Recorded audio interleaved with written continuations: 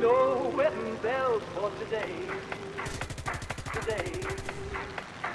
Today. Today. Today.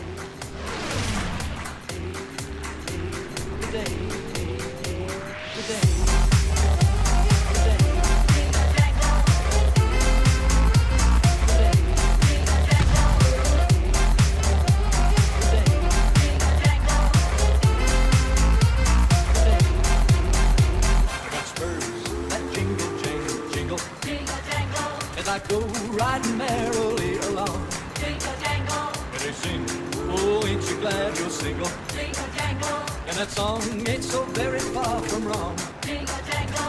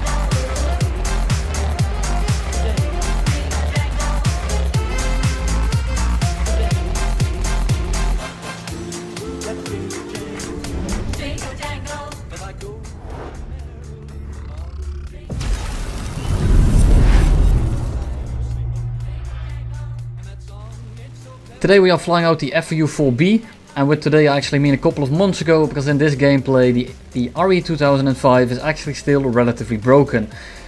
And I thought, if I can fight an RE2005, I should be fine against the G55, the new RE2005, and all those vehicles that are very similar, that climb well, turn well.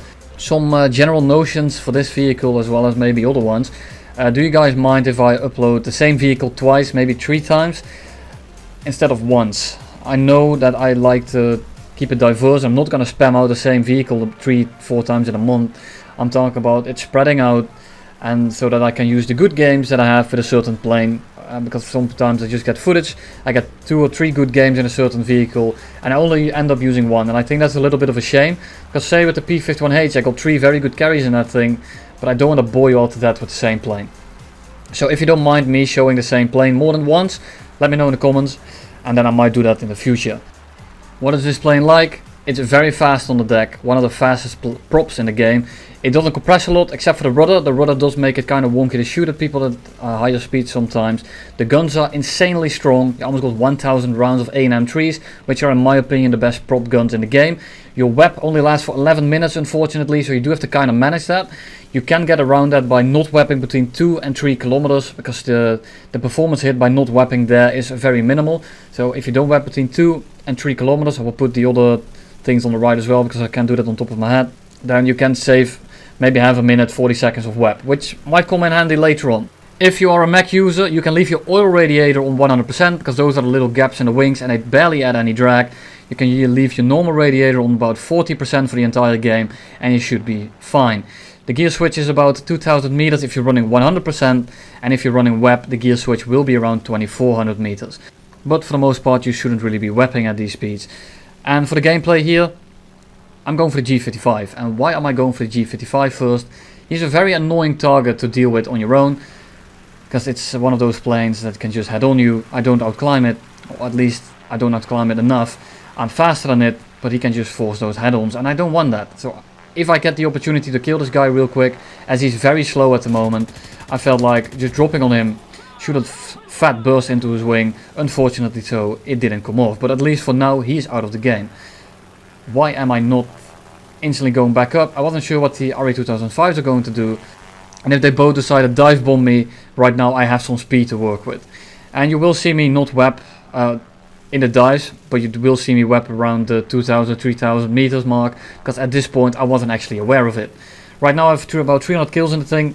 I'm enjoying this thing a lot, and I really think that if you're looking for a good grinder for the American tree in tier 4 props, this is a very good contender to grind out a lot of planes. This thing is amazing, it really is. It's one of the best planes at the BR.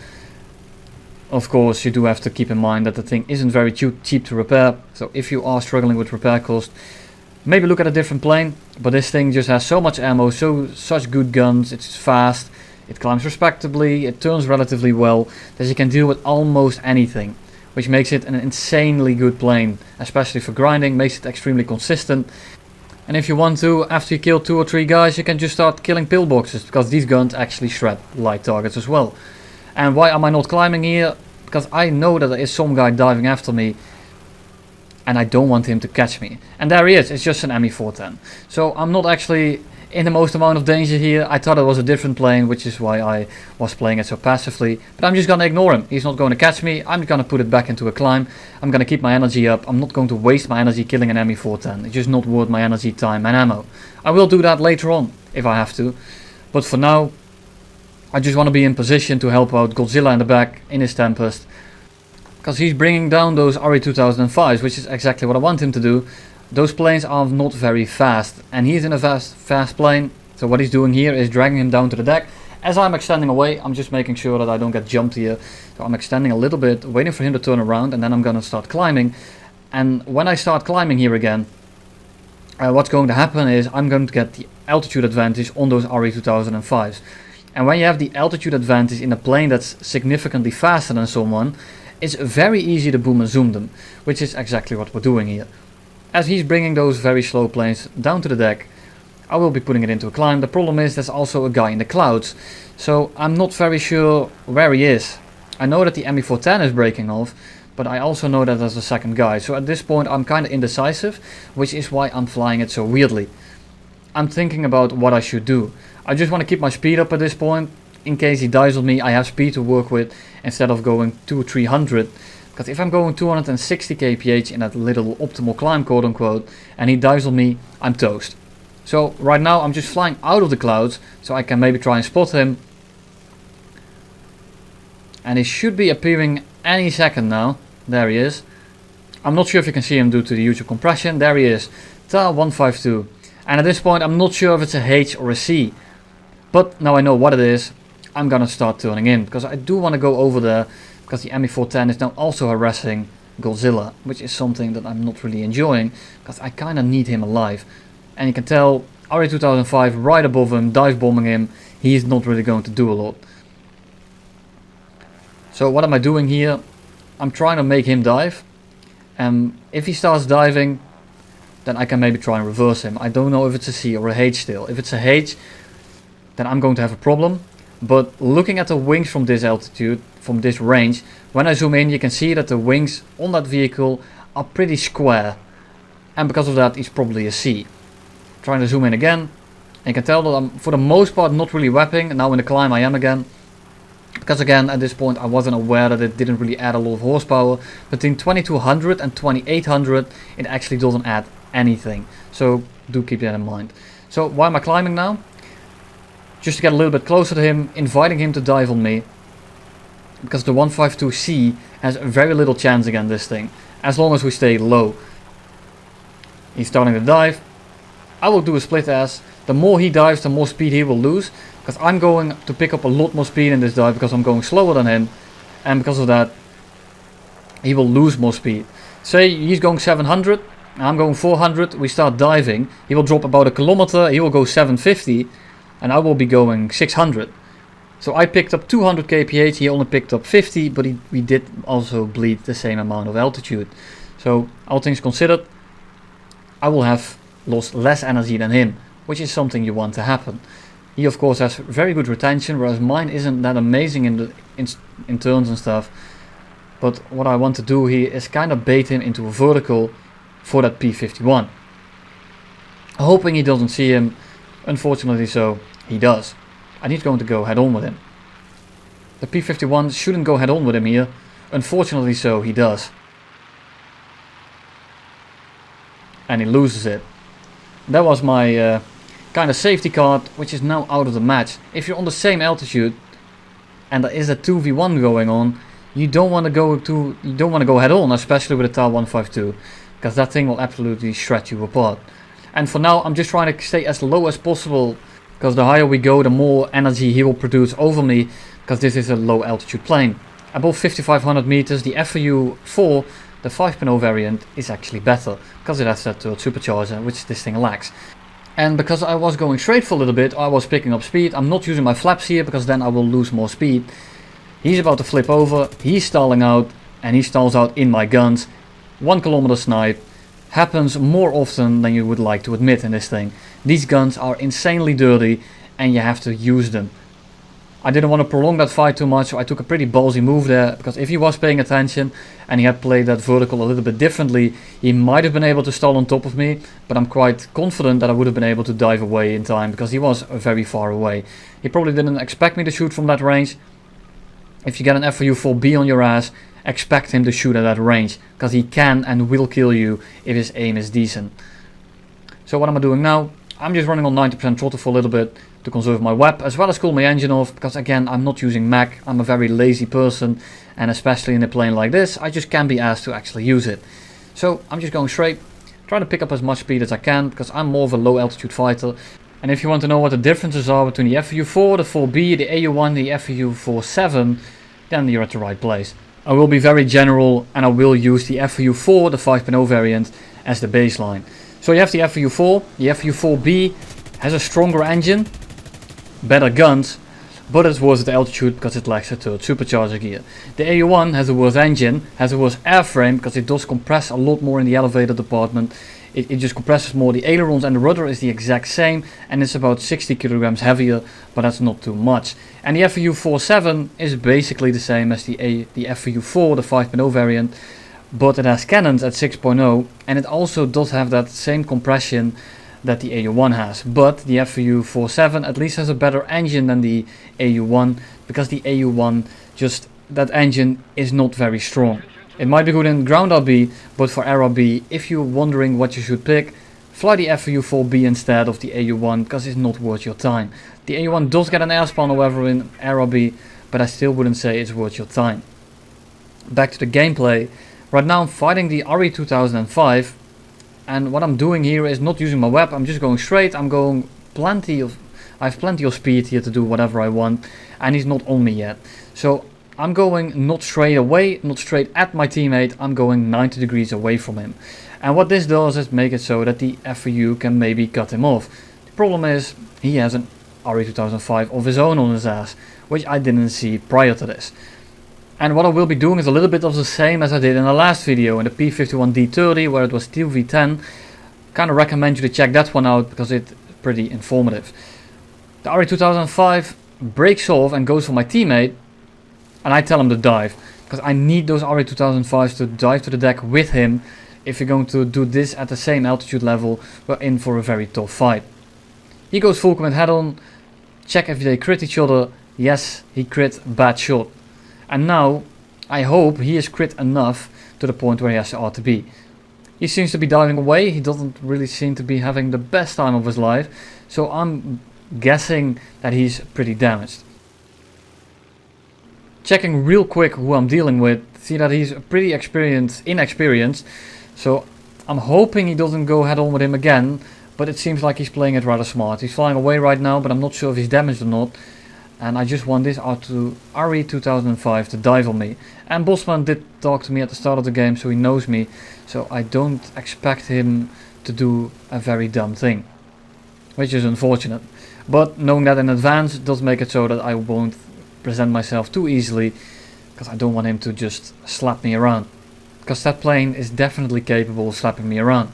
Of course, this is the old flight model of the RE2005, so what you're seeing here isn't close to the truth anymore. If I can kill this guy, you shouldn't be having too many problems with the RE2005 right now, because it did get hit by quite a nerve hammer, so just keep that one in mind. You don't have to fight it as safely as I do right here. The RE2005 is relatively slow. I'm going 430, which is actually plenty. He crits the F4U-1C. I go for the head-on, don't want to stick it too long, and you can tell that he's not very fast, so I'm going to be chasing him. I just turn around, because he was kind of extending for a little bit. He's not very fast, and because of that I can turn around and shoot him out of the air. If he was a lot faster, then I wouldn't have done that, because if I engage in a dogfight with an RE2005, I'd lose, period. And nothing I can do. It doesn't matter how good or bad I am and how bad he is. It doesn't matter, you're not going to win that. Get a GG to you as well, bossman. A little bit of a delayed GG because it's a couple of months ago, but it's a GG nonetheless. Still have plenty of ammo, 650 rounds. Just want to make sure that that RE2005, that landing right now, doesn't actually repair. And I'm not sure where he is, but that's a problem for the future. Right now, there is a ME410 left, which I'm not very scared of, which I'm probably going to completely ignore for the most part. And I see that the other guy, the 190 F8, is ground pounding. And he's the guy I want to kill first. Because I know that he's the fighter that's in the area. The F8 on its own isn't very dangerous, it's kind of a joke. I see a dot over there. Then I start weaping again. I was cooling off my engine a little bit and saving my web. Turns out it's the ME410. I'm just going to be ignoring him. I want to kill that 190 first. I can deal with the ME410 just fine, but I can't really deal with the ME410 if I'm going to start getting boom and zoomed by the F8 as well, because I'm not sure what he's going to be doing. So I'm just playing it relatively safe here. I'm the only guy in the area. So I just want a little bit of altitude so I can start engaging that 190 and then immediately go on the defensive versus that ME410, because I know he's going to be sitting on my ass for a little bit. Not using my web because I don't need it right now. I'd rather use it in the upcoming dogfight. Even though the 190 F8 is completely outclassed. This thing does not stand a chance against the 4B. But considering I'm one of the last guys left, I want to win this one and I'm playing it relatively safe. So I see the 190. I'm going to be diving on him. And by the time I reach him, I will be going a decent speed so that I can start dodging the ME410 as well. Just making sure that I keep an eye on that ME410, so I know exactly where he is. There's the 190. I saw his dot earlier. When you see someone ground pound, look at your map, or just know where the enemy or your friendly ground targets are, and start looking in those areas. And there's a very big chance you'll see a dot flying about, maybe see traces going into the ground, and then you know there is an enemy there. ME410 is still nowhere near me. This 190 is just very slow. He's not going to be doing he's not going to be much of a threat. He's just too slow to do anything. And even if he had saw me, I could have easily just looked over. Make sure that he doesn't put that fire out, because I don't need him to turn around after he put it out and then hose me down when the ME410 comes in. Or maybe make it back to base. That's just something I don't want to happen. ME410 is somewhere around here. I'm not sure where it is. But considering he killed Godzilla at the start of the game, I'm guessing that he somewhat knows what he's doing. I'm of course on voice comms with Godzilla, and he told me that the guy wasn't completely disabled, which you normally expect from an attacker. So I'm not going to throw the game versus the last guy. I'm just putting on the web right now to get a little bit of altitude out of that dive, so I have some altitude and speed to work with when he does engage me.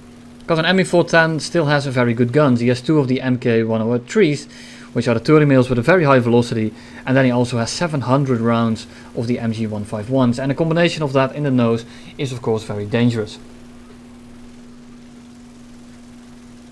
Lay of the web, because I don't really need it anymore. I'm at 2.5 kilometers and I'm fighting an attacker, so I should be completely fine now. I got a little bit of altitude and I got out of the cloud, so I can now turn my engine off, start feathering that prop. I won't lose that much speed when I go on 0% prop pitch, and I will cool this engine down a substantial amount. And this will make it so that I can prolong the web time as well as the 100% time as I'm fighting this attacker, because I don't want to throw the game this late in the game. Right now I'm going right back into the clouds because I want that ME410 to attack me, so I'm just going back in there because I don't want that RE2005 to repair, and then by the time I finally kill the ME410 I have to RTB and I get jumped with 1 minute of fuel left. That's something I don't have any interest in. So 100% throttle, I don't want to overheat, I don't need a web right now. I'm going almost 500, which is plenty of speed, and purposely I'm going below him. I can start diving. He does compress quite a bit worse than me.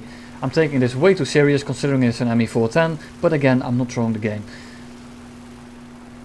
So going a very gradual climb to invite him to go back up, and there he is. 1.5 kilometers and I'm slowly outrunning him. So I reckon his speed is around the same as mine, but he will start compressing quite a bit. So I go straight below him. He actually gets very close, which is pretty scary. And I go up, because he's not very good at going up. Save my web here in case I need it versus the RE2005. Of course, if I had known that the guy was dead at this point, I would have of course used it. And that's the ME410 then. And that's the game. 6 kills, the RE2005 didn't actually repair in the end. And that's full game. Still have almost 600 rounds left with 5, even 6 kills. And this just goes to show you how dumb these guns are. I'm gonna show you the result screen at the end. And that's going to be game. I will see you all very soon again. I will do the replay review thing next. And you will see that possibly in 2 or 3 days. So have a good day and I will see you all then.